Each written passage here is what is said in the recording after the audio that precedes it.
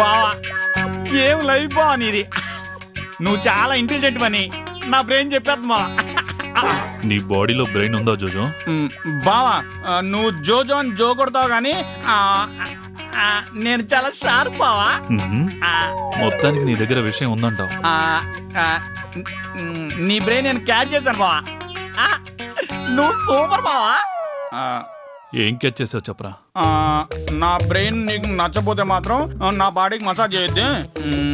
ఆ మాట నాకు ఇస్తే నేను అలా అలా వదిలేస్తా.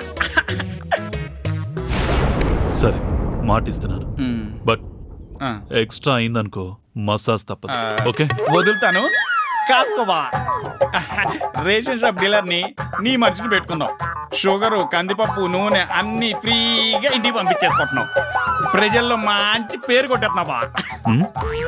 పెద్ద రైస్ మిల్ పెట్టి బిజినెస్ మ్యాన్ గా టౌన్ లో పెద్ద గౌరవం తెచ్చుకుంటున్నావు బా. తర్వాత ఎరువుల దుకాణం పెట్టబోతున్నావు. రైతుల దగ్గర హీరో అవబోతున్నావు. ఏదైనా నీ బ్రెయిన్ సూపర్ బా.